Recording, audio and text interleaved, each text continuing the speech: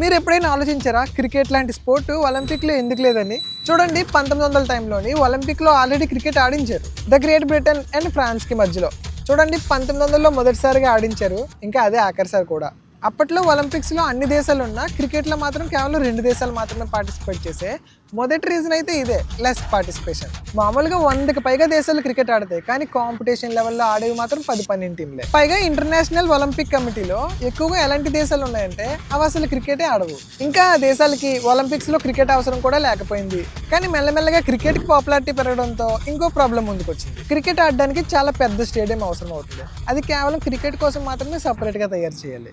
ఒకవేళ అసలు క్రికెటే ఆడని దేశంలో ఒలింపిక్స్ పెడితే, ఎగ్జాంపుల్కి మనం అనుకుందాం వాళ్ళ స్టేడియం కూడా తయారు చేయించేసారు అనుకుందాం. ఒలింపిక్స్ అయిపోయిన తర్వాత ఆ స్టేడియంలో వాళ్ళు ఏం చేయాలి? ఓడిఏ ల్యాండ్ పెట్టుకోవాలి. పోనీ అది కూడా పెద్ద ప్రాబ్లం ఏం కాదనుకుందాం. ఇప్పుడు ఇంకో ప్రాబ్లం ముందుకు వచ్చింది. క్రికెట్ అనేది చాలా పెద్ద గేమ్. ఓడిఐ ఫార్మేట్ 8 నుంచి 9 గంటల వరకు ఉంటుంది. అదే టెస్ట్ అయితే చెప్పనవసరమే లేదు, 5 రోజుల వరకు ఉంటుంది. సగం జీవితం అయిపోతుంది మ్యాచ్ చూడటానికి. కానీ ఎప్పటి నుంచి అయితే T20 ఫార్మేట్ వచ్చిందో అప్పటి నుంచి 3.5 గంటల్లో మ్యాచ్ పూర్తయిపోతుంది. అందుకని చెప్పేసి మళ్ళీ ఒలింపిక్స్లో క్రికెట్ని పెట్టడానికి చర్చలు జరుగుతున్నాయి. ఫైనల్గా 2028 ఒలింపిక్స్లో క్రికెట్ కూడా పెడుతున్నారు.